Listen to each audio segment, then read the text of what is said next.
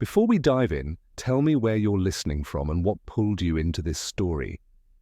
If it spoke to you, drop a comment. Your words help keep history's forgotten voices alive. History doesn't usually begin in a bedroom with a scream, but in November of 1726, in a small village outside Guildford, England, a woman cried out in labour, and what followed made even hardened physicians step back from the bed. The midwife reached in and pulled out a rabbit, not a metaphor, not a malformed infant mistaken in the dark. A rabbit, fur, bones, a foot, slick with blood, then another and another. Word travelled faster than the blood could be washed from the sheets. By the end of the week, Mary Toft, an illiterate, poor, unremarkable woman, was said to have given birth to rabbits, entire litters of them, piece by piece, as if her body had rewritten the rules of nature. Doctors rushed in, clergy whispered prayers, pamphlets exploded across London, coffee houses buzzed, and somewhere in the capital, the king's physicians began to pack their bags. Because if this was true, if a woman could give birth to animals, then everything men thought they knew about the female body, about science, about control, was wrong. And here's the thing that makes this story dangerous. They wanted it to be true, not because Mary Toft was convincing, but because belief served power better than doubt. Mary Toft, the woman who gave birth to a lie. How science, power, and shame collided. Before she became a national obsession, Mary Toft was invisible. She was born Mary Denier around 1701 and lived the kind of life history rarely records. Poor, rural, married to a clothworker named Joshua Toft. Her days were filled with labour that left no legacy. Field work, household chores, hunger you learned to live with rather than escape. She could not read. She owned nothing of value. She had no voice that mattered. Unlike most women of her class, Mary's body was her only currency and her greatest liability. Pregnancy was not a blessing in 18th century England. It was a risk. Childbirth routinely killed women. Miscarriages were common and devastating, and a woman's worth, especially a poor woman's, was measured by her ability to produce healthy children without complaint. Mary had already suffered miscarriages, losses no one paid attention to, grief no one treated as significant. In a world where infant death was ordinary, a woman's pain barely registered, but pain has a way of demanding attention when it's ignored long enough. In the months leading up to the hoax, Mary reportedly fixated on rabbits in the fields, creatures associated with fertility, abundance, and reproduction. At the time, this mattered, because 18th century medicine was built on a theory that now sounds absurd, but was treated as fact: maternal imagination. Doctors believed that if a pregnant woman fixated too strongly on an object, an animal, an image, a desire, it could physically imprint itself on the fetus. A craving could cause deformity. A fright could shape a body. Women's minds, they believed, were dangerous places, unstable, porous, capable of corrupting nature itself. Mary didn't invent this belief, she inherited it. And that's important, because when Mary's body began producing what looked like animal remains, she wasn't contradicting science, she was performing it. When the first rabbits appeared, local surgeons examined them and didn't immediately call fraud. They didn't want to. This was a chance, a career-making miracle, proof that ancient theories were right all along. One surgeon, John Howard, became Mary's most vocal defender. He published reports, he documented the births, he invited others to witness them. And here's where the story tilts from grotesque to revealing. Every man who examined Mary was more concerned with being the first than being correct. They argued over specimens, they rushed papers to press, they fought for royal attention.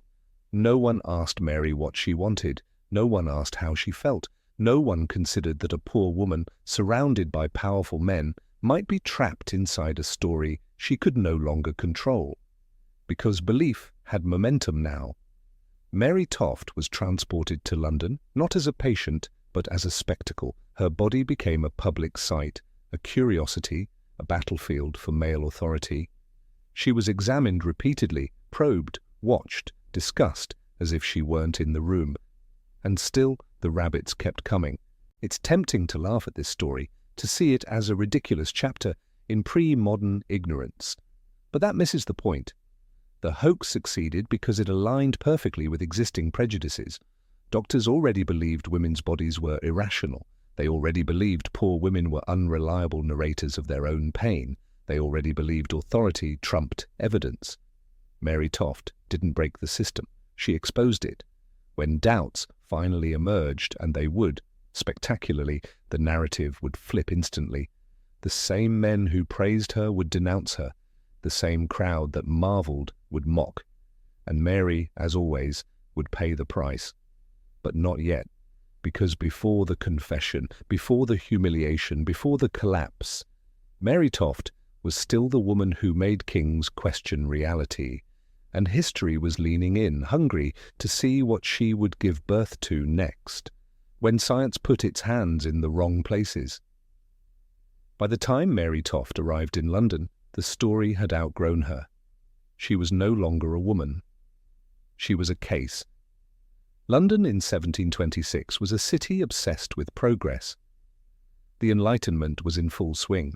Coffee houses buzzed with talk of reason, experimentation, and the triumph of science over superstition. Men congratulated themselves on having outgrown medieval nonsense.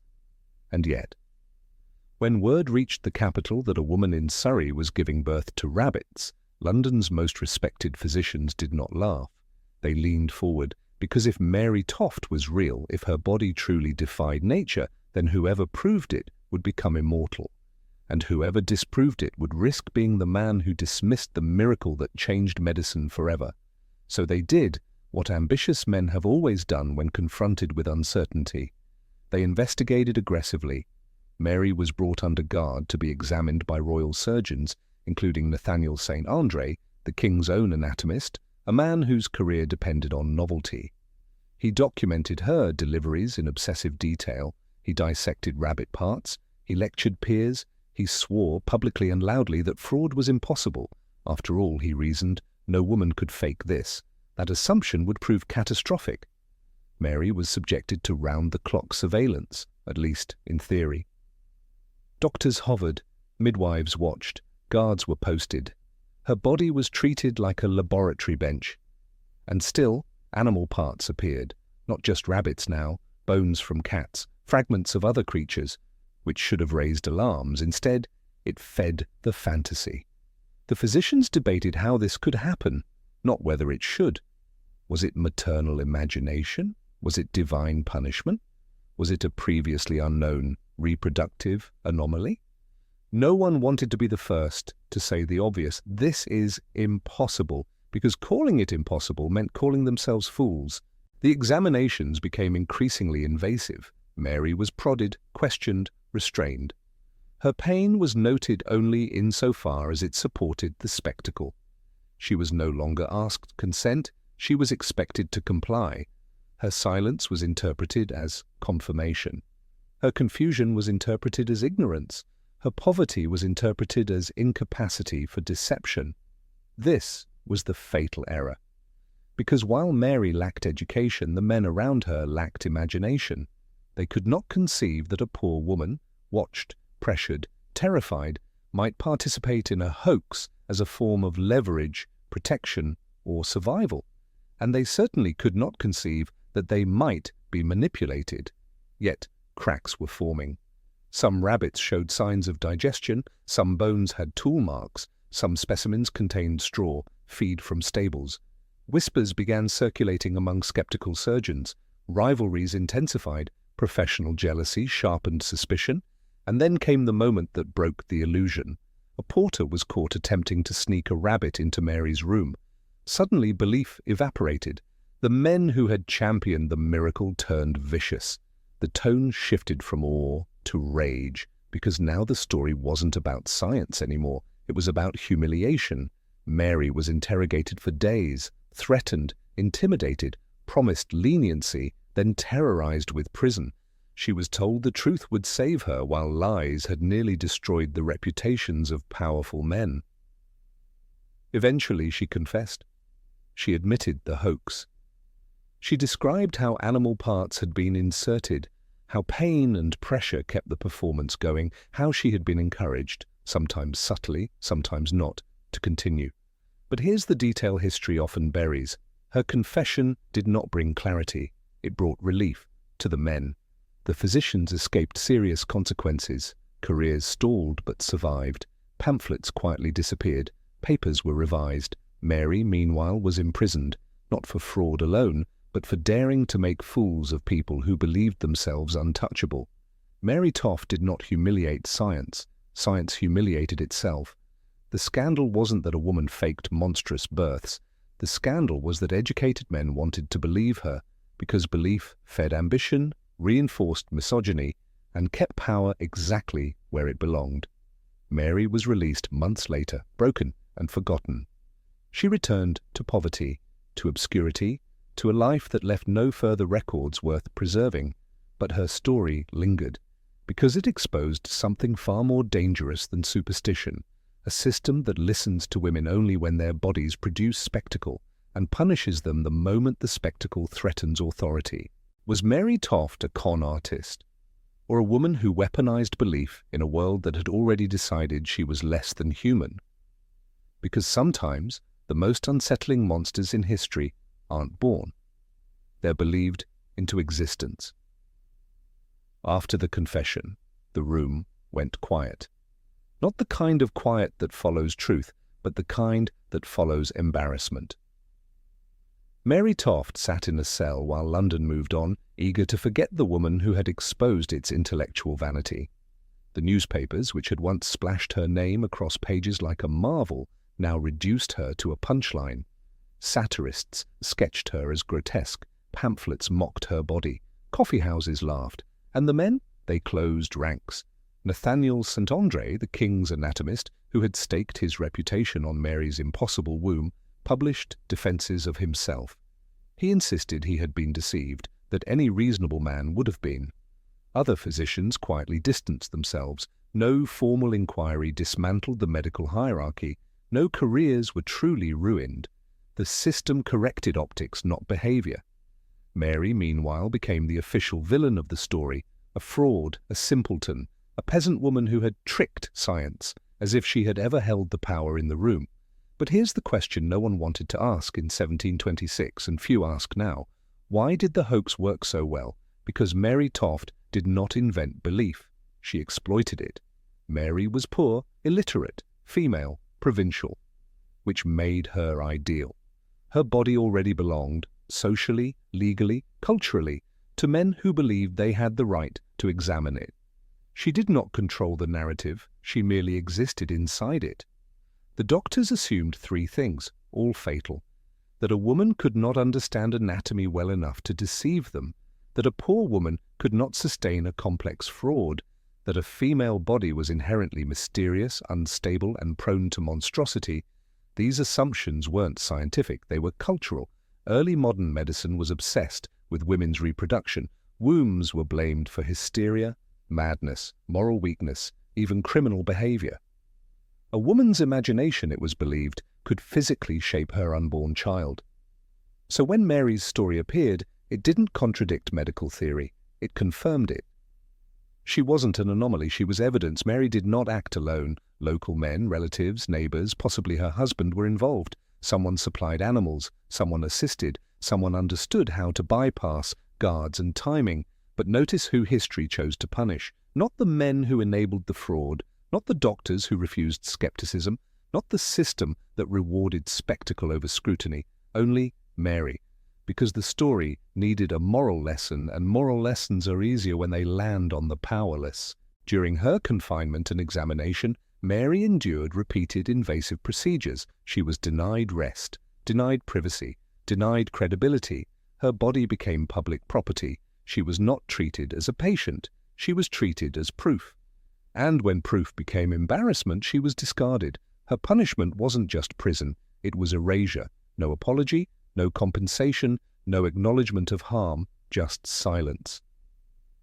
So was Mary Toft a fraud? Yes, but fraud implies a con artist manipulating a system. What if this was something else? What if Mary Toft was a woman who realized, consciously or not, that the only time anyone would listen to her, feed her, house her, protect her, was when her body produced something shocking enough to matter? What if the hoax wasn't about rabbits, but about visibility?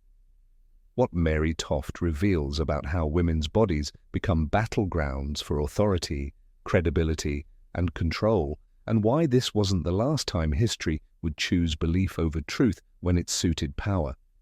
Because Mary Toft wasn't the end of the story, she was a warning. Mary Toft didn't just fool doctors, she exposed a system that was already broken and terrified of being questioned.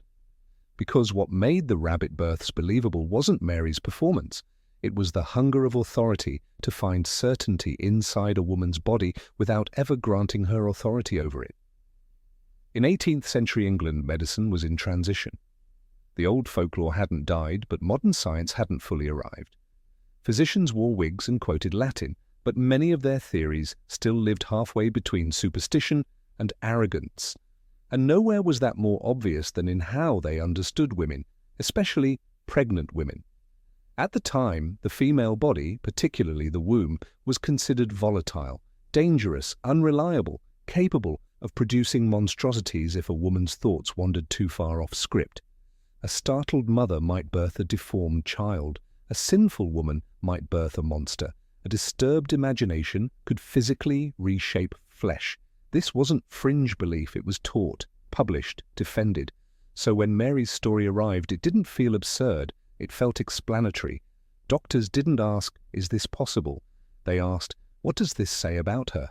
Because the underlying assumption was always the same. If something strange happens, the woman must be responsible. At multiple points, the hoax could have been dismantled. Dissections contradicted each other. Timelines didn't align. Guards noticed suspicious behavior. Some doctors quietly doubted the case. But doubt didn't spread. Silence did. Why? Because this wasn't just about Mary Toft. It was about reputation. To admit the truth meant admitting that authority had been wrong. That expertise had failed. That a poor woman had manipulated the most powerful medical minds in the country. Not with brilliance, but with audacity. And audacity in a woman was more frightening than ignorance. So they doubled down. They examined her again. They wrote papers. They debated theories. They believed harder. Mary became a traveling exhibit without ever leaving her bed. Strangers stared. Doctors prodded. Observers whispered and speculated. She was isolated from her family, monitored constantly. Her body no longer belonged to her. It belonged to the debate. And when she finally confessed, it wasn't treated as relief. It was treated as betrayal, as if she had violated a sacred contract by exposing the illusion everyone else was invested in preserving. Here's the cruel irony. History remembers Mary Toft as ridiculous, a joke, a scandal, a bizarre footnote. But history largely forgets the men who suspended reason to protect their authority. The hoax is remembered. The vulnerability that enabled it is not. And that's the real legacy of the story, not rabbits. But this enduring pattern, when institutions fail, women become the cautionary tale. When belief collapses, women carry the blame. When systems crack, women are used to seal them shut. Mary Toft disappears from the record after her release. No redemption arc, no follow-up, no reintegration, just absence, which may be the most honest ending history could offer her. Because Mary was never meant to be understood, she was meant to be contained. Why are women's bodies still where belief, power, and control collide? And what happens when the lie isn't the hoax, but the system that needed it? Mary Toft's confession should have ended the story. The hoax was exposed. The rabbits were explained. The doctors retreated into embarrassed silence. The pamphlets faded. Case closed. Except it wasn't. Because when the dust settled, the consequences fell exactly where they always do. Not on the system, not on authority, not on expertise, on the woman. The physicians who championed Mary's case lost prestige, but not position. They continued practicing, teaching, publishing, their careers bruised, not broken. The court physicians returned to royal favor. The The pamphleteers moved on to the next scandal. The public laughed, then forgot. Mary Toft. She went back to poverty. She was jailed briefly, questioned endlessly, then released into obscurity with no protection, no compensation, and no forgiveness. She became a cautionary joke, the woman stupid enough to birth rabbits rather than what she actually was. A poor woman trapped in a system that rewarded belief over truth, authority over evidence, and punishment over accountability. The rabbits weren't the lie. The lie was that this was an individual failure, because Mary didn't invent the beliefs that made her story plausible. She didn't invent the theories about monstrous births. She didn't invent the idea that women's bodies were unstable, deceptive, or morally suspect. She simply stepped into a role that already existed. And the moment she did, the entire structure rushed to fill in the rest. That's the uncomfortable truth history rarely likes to face. Hoaxes don't succeed because liars are clever. They succeed because systems are hungry to be confirmed. Why this story still matters. Mary Toft's body became a battleground between science and superstition, but she was never invited into the debate. She was examined, documented, dissected, metaphorically and almost literally, without consent, dignity, or voice. Her body was evidence, her pain was incidental, her life was expendable, and if that sounds disturbingly modern, that's because the framework never fully disappeared. We still question women's bodies more than institutions. We still punish whistleblowers instead of systems. We still reduce complex survival strategies to lies without asking why the lie was necessary in the first place. Mary Toft didn't destroy medical authority. She revealed how fragile it already was. She didn't embarrass science. She exposed what happens when science serves power instead of truth. And that's why her story survived, not because it's absurd, but because it's honest in a way history finds inconvenient. Mary Toft didn't become a hero. She didn't become a villain. She didn't even become a warning to those in power. She became a punchline, which may be the most telling ending of all, because when history doesn't know how to reckon with a woman who breaks its rules, it laughs at her, then moves on. But stories like this don't disappear. They wait. They wait for someone to ask the right question. What kind of world makes a woman lie like that, and then punishes her for surviving it? And once you ask that, the rabbits finally stop mattering. What Mary Toft reveals about us. Mary Toft fades from the historical record after 1726. No dramatic death, no redemption arc, no last words carefully preserved for posterity. She simply disappears. And that absence matters, because when history doesn't know what to do with a woman, it erases her just enough to keep her from complicating the narrative.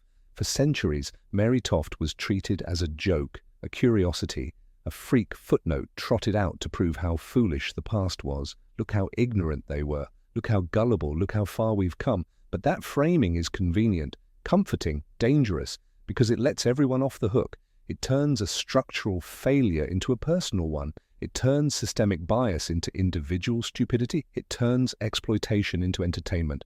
And it ignores the reality that Mary Toft wasn't powerful enough to invent this lie on her own. The lie needed believers. Once the hoax unraveled, everyone stepped back at once. Doctors disavowed, pamphleteers laughed, the court quietly moved on. And Mary Toft, she was released, dismissed, forgotten, not forgiven, not understood, simply discarded. History likes its villains loud and obvious. Mary was neither. She was poor, frightened, clever, in a way desperation teaches, and trapped inside a system that had already decided what she was worth. And when the story stopped being useful, she vanished. That disappearance is not an accident. It's the point, the pattern you're supposed to miss, Mary. Toft belongs to a long, uncomfortable lineage. Women whose bodies became battlegrounds for ideas. Women blamed for lies powerful men were eager to believe. Women remembered only as caricatures once their usefulness ended. She wasn't the first. She wouldn't be the last. Change the century, the costume, the language. The pattern remains. When systems fail, they look for someone expendable. When belief collapses, it doesn't fall upward. It falls on women like Mary. It's easy to laugh at the rabbits. It's harder to sit with the truth beneath them.